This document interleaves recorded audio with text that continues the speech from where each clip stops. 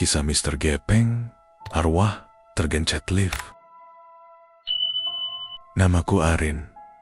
Aku kuliah di sebuah universitas swasta di Jakarta Selatan, jurusan komunikasi. Cerita ini terjadi tahun 2012, semester 2. Awalnya kupikir ini cuma urban legend, sampai aku mengalaminya sendiri. Kampusku punya 5 lantai, tapi entah kenapa lantai 3 selalu sepi. Tidak ada kelas di sana. Bahkan toilet wanitanya hampir tak pernah dipakai. Katanya pernah ada kejadian aneh tahun 90-an di lantai itu.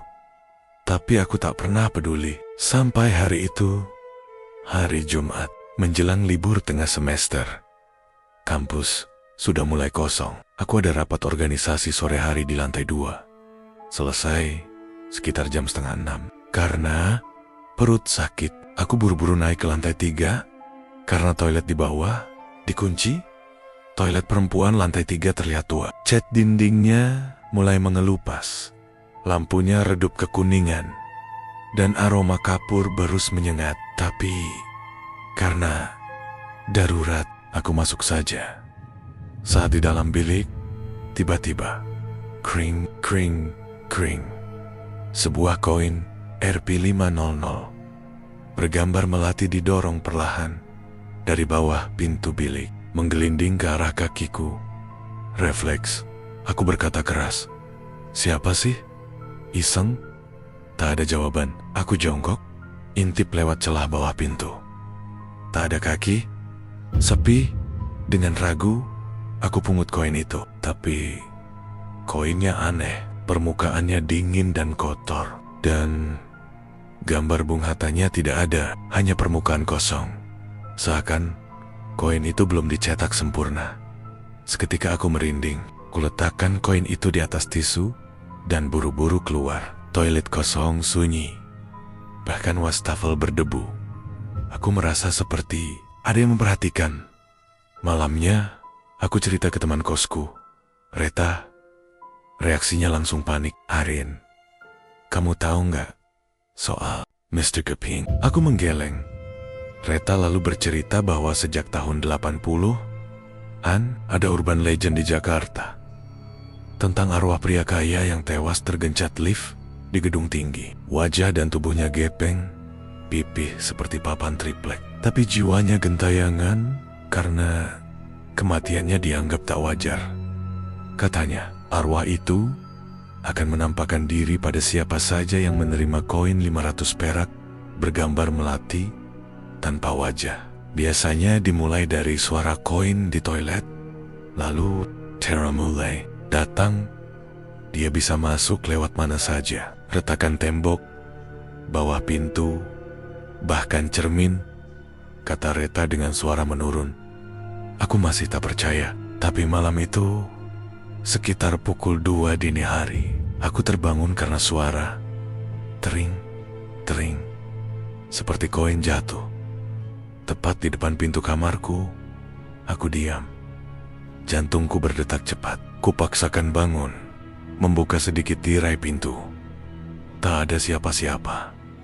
Tapi ada sebuah koin 500 perak di lantai. Persis seperti tadi siang, kusam, tak bergambar. Dan di bawah pintu, perlahan muncul sesuatu. Sebuah tangan pipih memanjang ke dalam kamar. Kulitnya seperti daging gepeng, pipih penuh darah kering. Jari-jarinya lentur, menekuk aneh, seperti tak bertulang. Tangannya merayap, mencoba menyentuh tempat tidurku. Aku menjerit keras. Reta langsung bangun dari kamar sebelah. Seraya masuk ke kamarku, tangan itu menghilang. Dan koinnya juga hilang. Keesokan harinya, aku izin tidak masuk kampus. Aku gemetar semalaman. Reta terus menyarankan agar aku tidak pergi ke lantai 3 lagi. Tapi rasa penasaran mengalahkan rasa takutku. Aku kembali ke kampus sore itu. Dan sendirian. Naik ke lantai 3. Toilet itu masih sama. Sunyi. Tapi ada yang berubah. Cermin wastafel retak.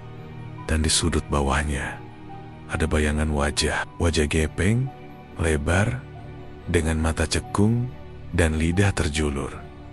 Aku mundur perlahan, tapi pintu utama toilet menutup sendiri. Tuk tuk tuk. Ada suara ketukan dari balik salah satu bilik. Kemudian suara pelan bergema di dalam ruangan. Uangku belum selesai tanda tangan. Belum lengkap.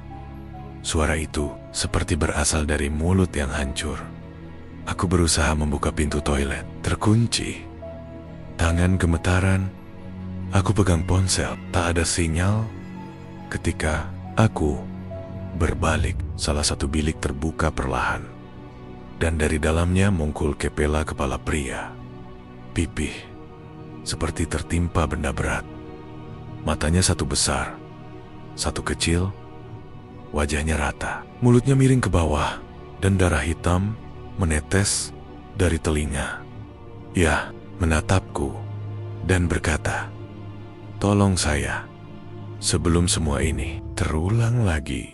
Kepala itu bicara. Padaku, kepala pria gepeng itu keluar perlahan dari bilik toilet, seperti merayap, menembus ruang yang tak mungkin dilewati tubuh manusia. Mata kirinya terbuka lebar.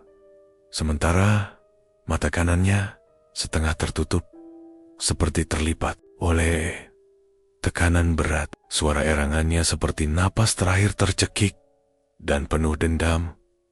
Aku menjerit, refleks mendorong pintu toilet dengan sekuat tenaga hingga akhirnya terbuka. Aku lari tanpa menoleh. Tangga terasa seperti menjauh, dan setiap langkahku seperti tenggelam dalam udara dingin yang menusuk tulang.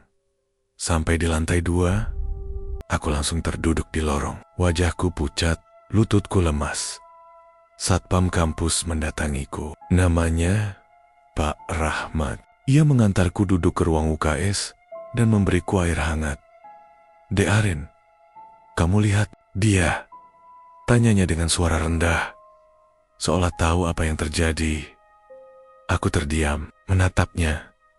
Pak Rahmat lalu bercerita bahwa sejak ia bekerja di kampus ini, tahun 2003, sudah beberapa kali mendengar mahasiswa bercerita soal koin aneh, tenggan mongkol dari bawah pintu, atau suara lirih dari dalam lift yang terkunci. Yang kamu temui itu, Dek, memang benar. Kita menyebutnya Mr. Gepeng, kata Pak Rahmat lirih. Dulu, tahun 1987, gedung ini belum jadi kampus, masih gedung perkantoran milik bank besar. Cerita itu dimulai dari lift tua. Seorang pria kaya, sekitar umur 40-an, katanya, pejabat penting bank swasta. Suatu malam, ia naik sendirian ke lantai 13, lantai paling atas untuk mengambil berkas penting. Tapi saat lift bergerak, sistemnya macet. Liftnya berhenti di antara dua lantai. Alarm tidak berfungsi, dan tak ada yang menyadari ia terjebak. Ia memukul-mukul pintu lift selama berjam-jam. Tapi malam itu hujan deras, dan gedung hampir kosong. Menjelang pagi, lift itu jatuh namun bukan sepenuhnya. Remnya menahan sedikit, tapi tubuh pria terjepit setengah badan antara lantai dan langit-langit lift. Lambung ke atas, hancur, tubuhnya menjadi gepeng. Yang lebih mengerikan, ia belum mati saat itu. Ia sempat ditarik petugas dan sempat berbisik terakhir kali, "Saya belum tanda tangan, rekening masih." Lalu ia meninggal.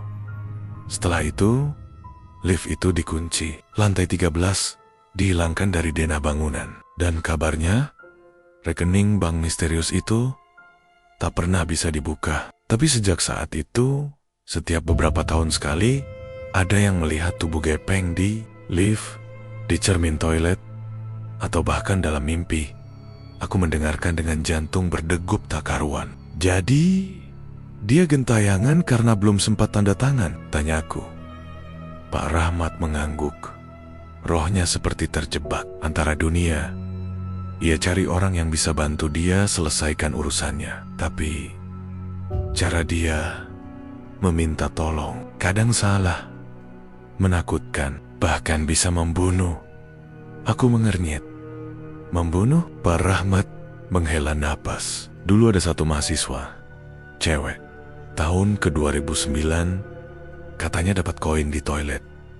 Sejak itu, sering kesurupan. Teriak-teriak bilang, saya belum tanda tangan. Lalu, AKHIRNYA, jatuh dari tangga. Meninggal. Aku menelan ludah. Sejak hari itu, hidupku berubah. Aku sering mimpi aneh.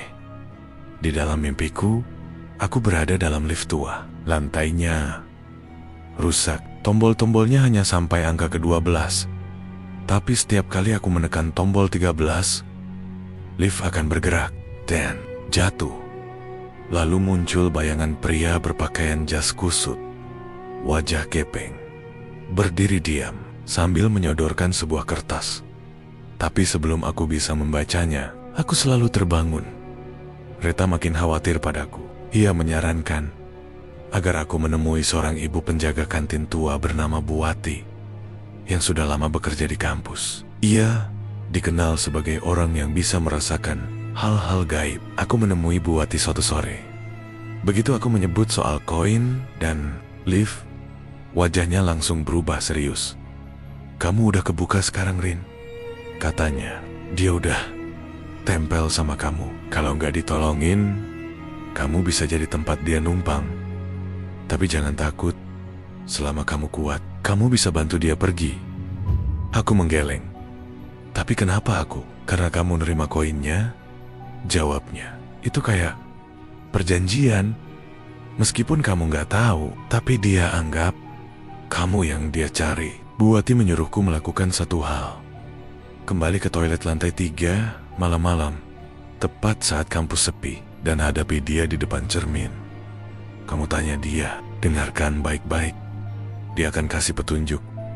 Tapi ingat, jangan lari. Apapun yang kamu lihat, jangan lari. Aku ragu, tapi di malam minggu itu, aku lakukan. Pukul 10 malam, aku masuk ke toilet lantai 3, lampu remang, cermin, masih retak. Tapi aku berdiri di depannya. Hening, hanya suara kipas angin tua yang berderit. Lalu, dari dalam cermin, bayangan muncul, Mr. Gepeng. Ia berdiri di belakangku. Wajahnya pipih, senyumnya menjer, tapi matanya basah, seperti penuh duka. Ia mengangkat tangan dan menunjuk sesuatu. Dari balik celah ubin di lantai, muncul sebuah lembaran kertas kusam. Dengan gemetar, aku ambil kertas itu. Dan saat ku buka, itu adalah surat pernyataan pembukaan rekening bank. Ada kolom tanda tangan, tapi belum ditandatangani. Kertas itu terbakar sendiri di tanganku. Bayangan Mr. Gepeng menatapku. Mulutnya bergerak. Tolong, tanda tangan. Dan saat aku menatap cermin, bayangan wajahku berubah. Aku melihat diriku sendiri. Tapi wajahku, gepeng, mata cekung, bibir miring, pipi rata seperti dipukul benda berat. Cermin itu memantulkan sosok yang seharusnya tidak ada diriku sendiri. Tapi bukan aku. Tanganku gemetar. Bayangan itu tersenyum, bukan senyum manusia, tapi senyum yang menandakan seseorang telah menyerah. Pada Kamasyan, lalu cermin pecah. Bukan karena aku menyentuhnya, tapi pecah dari dalam. Retakan menyebar seperti jaring laba-laba. Dan dari sela-sela retakan itu, tangan pipih muncul, mencengkeramkan jari-jari panjangnya ke arah wajahku. Aku menjerit, dan semuanya gelap. Aku terbangun di ruang UKS kampus. Lagi, Reta menangis di sampingku. Beberapa anggota organisasi berkumpul dengan wajah khawatir. Pak Rahmat berdiri di sudut ruangan, memegang botol minyak kayu putih. Dia pingsan di toilet lantai 3, kata Reta. Tapi anehnya, cerminnya pecah semua. Tapi nggak ada luka di Arin. Aku mencoba bangun. Kepalaku berat. Aku ingat semuanya. Bayangan itu, kertas tanpa tanda tangan. dan wajahku yang bukan aku. Pak Rahmat mendekat. "Kamu kerasukan," katanya pelan. Dan suaranya bukan suara cewek. Aku menatapnya. Dia bilang begini, lanjutnya, "Rekening belum aktif, tolong tanda tangan." Selama 2 hari setelah kejadian itu, aku bolos kuliah. Tapi selama itu pula, setiap malam aku bermimpi. Mimpi yang sama. Aku berada dalam lift tua. Tombolnya hanya sampai angka ke-12. Tapi selalu ada tombol samar bertuliskan angka ke-13. Ketika aku tekan, lift bergerak naik, tapi tak berhenti. Lalu suara alarm, lalu suara retakan logam, dan akhirnya jatuh. Saat jatuh, aku selalu terbangun dengan napas tersengal dan tubuh basah oleh keringat. Hari ketiga, aku memutuskan melakukan satu hal yang kupikir bodoh, mencari tahu kebenaran lantai 13. Aku ke perpustakaan kampus, bertanya pada pustakawan tua bernama Pak Yadi, yang katanya sudah kerja sejak gedung ini masih kantor bank. Awalnya ia tak mau cerita, tapi setelah kupaksa dengan nada serius, ia menghela napas. "Dulu ini kantor pusat Bank Nusantara, tahun 80-an, lantai 13. Memang ada, tapi setelah kejadian itu, seluruh lantai dikunci. Bahkan dalam denah bangunan, lantai 13 dihapus." Aku menatapnya tak percaya. Jadi benar, ada orang meninggal di lift? Pak Yadi mengangguk. Bukan cuma meninggal, terjepit. Setengah badannya di atas, setengah lagi di bawah lift. Aku menahan napas. Dan lanjut Pak Yadi. Beberapa hari setelah dia meninggal, petugas cleaning service bilang, waktu bersihin lantai 13, dia lihat darah masih menetes dari atap lift. Tapi liftnya bersih. Aku merasa perutku mual. Pak Yadi menambahkan sesuatu lagi. Waktu itu, katanya pria itu bawa berkas pembukaan rekening besar. Tapi, belum sempat ditandatangani. Rekeningnya diblokir karena gagal verifikasi. Dan semua uangnya hilang. Aku sadar sekarang. Roh itu gentayangan bukan sekadar karena mati mengenaskan, tapi karena urusannya belum selesai. Tapi kenapa bukan orang lain? Malam ini, aku bermimpi lebih panjang. Aku berada dalam ruang kantor. Di lantai ke-13, meja-meja penuh kertas tua, komputer CRT berdebu, dan di tengah ruangan, seseorang duduk membelakangiku. Aku mendekat, lalu sosok itu berbalik. Wajah gepeng, Derameng dari Pelopes, tapi ia mengenakan jas rapi. Tangannya memegang pulpen. Ia menyerahkan selembar kertas padaku. Surat pembukaan rekening. Ada bagian bertuliskan, rekening akan aktif jika nasabah atau ahli waris menandatangani dokumen ini. Aku menatapnya. Lalu suara itu muncul. "Kalau kamu tak tanda tangan, kutukan ini terus turun. Orang lain akan melihatku, dan mereka akan mati seperti yang terjadi dulu." Lalu ruangan gelap, dan aku jatuh lagi. Kali ini, tubuhku membentur lantai lift, dan aku terbangun dengan luka memar di punggung, seolah benar-benar jatuh. Hari berikutnya, aku nekat. Aku kembali ke kampus dan mencoba membuka lift tua yang sudah tadi pakai. Letaknya di pojok gedung, dekat gudang lama. Lift itu dilapisi stiker rusak, jangan digunakan. Tapi Pak Rahmat bilang, kadang lift itu bergerak sendiri. Ku jangkau pintunya, ku sentuh, logamnya dingin, dan tiba-tiba pintunya terbuka sendiri. Di dalam, lift kosong, tapi lantainya bercak darah kering. Don di lenggit-lenggit lift. Dengan samar, kulihat sidik jari-jari gepeng, seperti ada seseorang yang pernah berusaha keluar dan gagal. Aku melangkah masuk. Tombolnya berdebu, tapi di antara tombol 12 dan tombol 14 yang dibuat untuk menghindari angka 13, ada satu tombol kecil tanpa tulisan. Tombol itu berkedip Aku tekan, lift bergerak, perutku mual, kepalaku pening. Dan saat pintu terbuka, aku melihat ruangan tua, kantor kosong, komputer Marty. Kertas berserakan lantai 13. Dan di tengah ruangan itu, Mr. Gepeng berdiri. Ia menatapku. Tidak marah, tidak menyeramkan. Hanya lelah. Dan ia berkata, pelan, serak, penuh luka, tolong tanda tangani. Maka aku bisa pergi. Kalau tidak, kau yang akan menggantikanku di lantai ini. Suaranya dingin, lirih, dan seperti ditarik dari kedalaman perut bumi. Sosoknya berdiri di tengah kantor tua lantai 13, di mana udara lebih dingin daripada ruangan manapun di kampus. Lampu neon tua menggantung, kedap-kedip samar, debu di udara. Meja-meja berderit seperti berbisik. Di tangannya, Mr. Gepeng memegang sebuah map coklat tua. Ia melangkah pelan ke arahku, langkah-langkahnya hampir tak menimbulkan suara, seperti tidak sepenuhnya menyentuh lantai.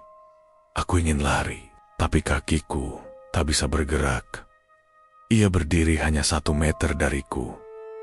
Wajahnya rata benar-benar pipih, dilipat paksa oleh tekanan besi. Mata kanannya sedikit lebih kecil, tampak menonjol keluar dari sisi yang hancur. Dengan tangan gemetarnya, ia menyodorkan map itu. Aku ragu, tapi aku sadar, ini bukan tentang hantu menyeramkan yang ingin membunuh. Ini tentang jiwa yang terjebak dalam limbo, terperangkap di antara dunia karena urusan yang belum selesai. Dengan perlahan, aku ambil map itu. Di dalamnya ada selembar surat berkop Bank Nusantara. Tahun ke-1987.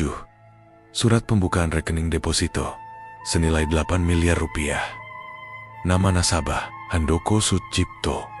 Dan di bagian bawah ada tulisan tangan samar tapi belum ada tanda tangan.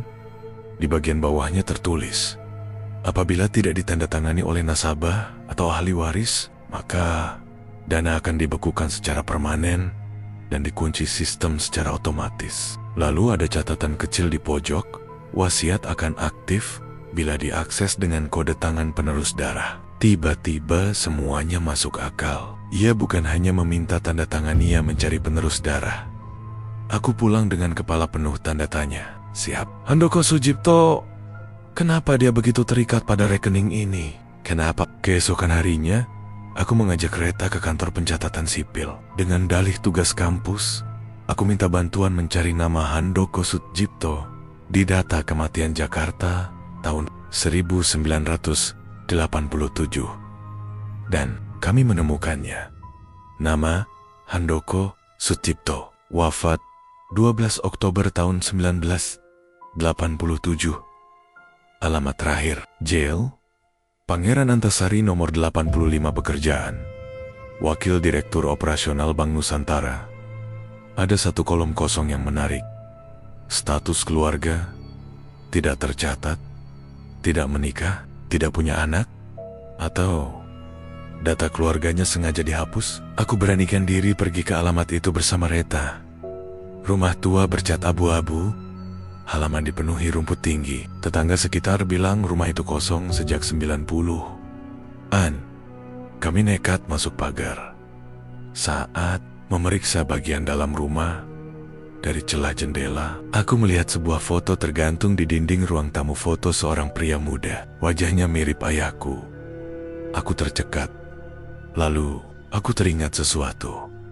Almarhum ayahku pernah berkata, kakeknya adalah orang yang sempat bekerja di perbankan zaman dulu. Tapi saat aku tanya lebih lanjut waktu kecil, beliau hanya menjawab singkat, keluarga kita ada cerita lama yang jangan dibuk lagi. Jangan dibuka lagi? Apa maksudnya? Kembali ke kos, aku menghubungi paman dari pihak ayah yang tinggal di luar kota. Saat kutanya tentang nama Handoko Sucipto, ia terdiam lama, lalu berkata dengan pelan, Handoko itu kakaknya ayahmu, pamannya kamu. Dia orang yang baik, tapi hilang begitu saja, katanya. Kecelakaan lift, tapi uangnya, warisannya, gak pernah jatuh ke siapapun. Hatiku mencelos. Berarti aku adalah keturunan darahnya. Mr. Gepeng bukan memilihku sembarangan. Aku pewarisnya. Malam itu, aku tidur lebih awal. Tapi tepat jam 2:13 dini hari, aku terbangun. Pintu lemari bajuku bergetar. Pelan-pelan terbuka sendiri dari dalamnya. Muncul Mr. Gepeng. Tak menyeramkan kali ini. Tapi tubuhnya gemetar. Wajahnya penuh luka. Ia mendekat. Dan dalam bisikan yang lebih seperti desahan terakhir. Kalau kamu tak tanda tangan malam ini, pintu akan tertutup. Aku akan terkunci selamanya. Dan kamu akan menggantikan posisiku. Aku menatapnya. Aku harus kemana? Matanya menoleh ke jendela. Dan di luar, lampu lift gedung kampus berkedip. Pukul 3 dini hari, aku nekat ke kampus. Dengan langkah berat, aku masuk ke gedung dan menuju lift yang terkunci. Anehnya, pintunya terbuka sendiri. Di dalam, tombol yang tak bertuliskan, angka menyala merah. Aku masuk lift bergerek. Dan saat pintu terbuka, aku berada di lantai 13 lagi. Tapi kali ini, semuanya berbeda. Lampu menyala terang. Ruangan bersih. Komputer hidup. Orang-orang memakai jas. Berjalan cepat. Seolah waktu berputar kembali ke 1987. Aku melihat Mr. Gepeng dalam wujud aslinya. Wajah tampan. Jas rapi. Rambut tersisir. Ia tersenyum padaku.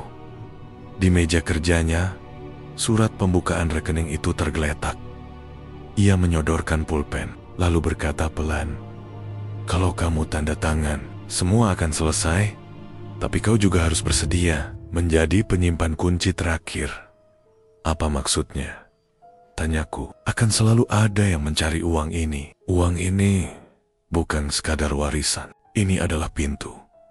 Dan kamu akan jadi penjaganya. Kalau aku tolak, maka aku tak bisa pergi. Dan arwah-arwah lain akan ikut terperangkap." Aku menatap surat itu. Tinta di kolom tanda tangan bergetar sendiri. Aku tahu, ini bukan soal harta. Ini tentang menyelesaikan lingkaran. Dengan tangan gemetar, aku ambil pulpen itu. Kutulis, Arin Sudjipto, pewaris sah. Begitu, aku selesai. Ruangan menyala.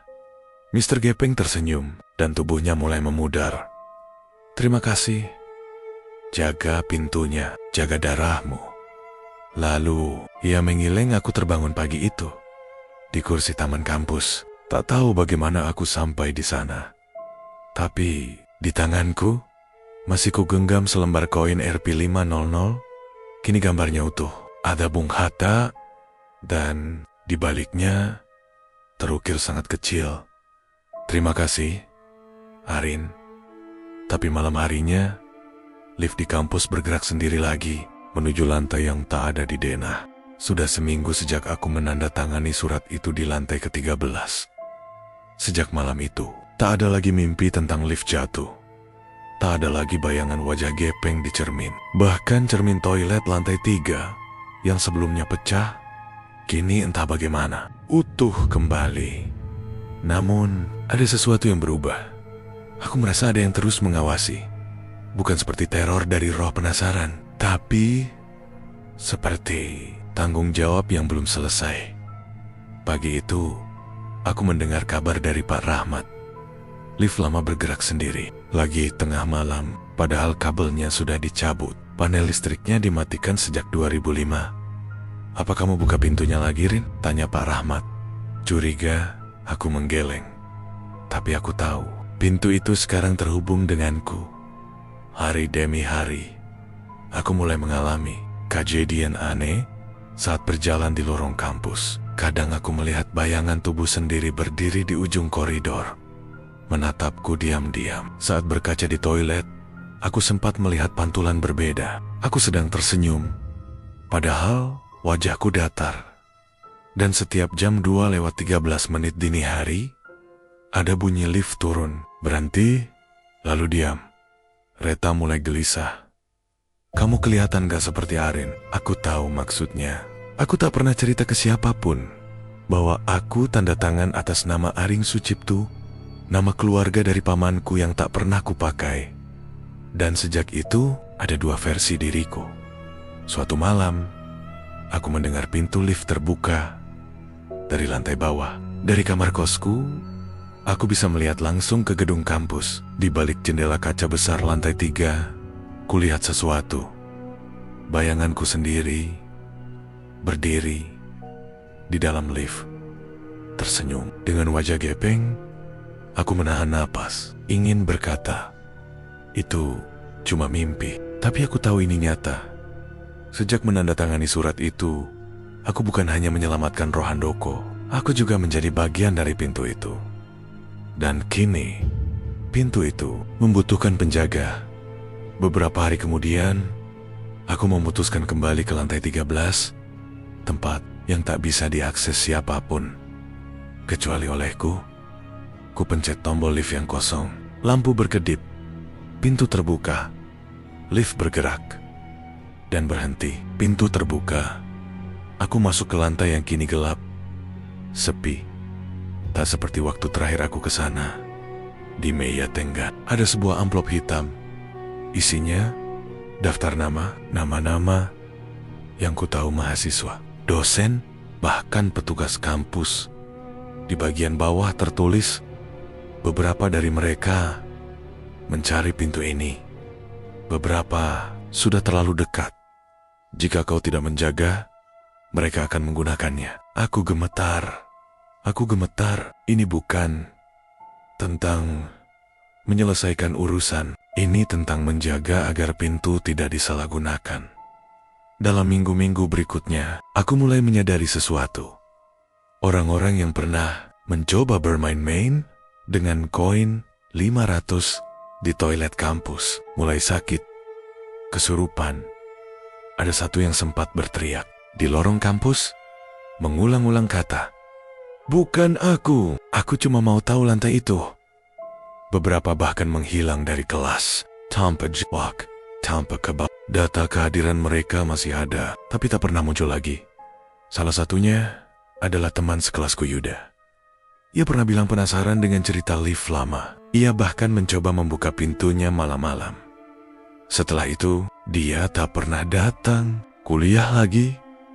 Aku coba mencari filenya di sistem kampus. Anehnya, nama Yuda masih tercantum, tapi kolom foto mahasiswa berubah menjadi siluet wajah gepeng.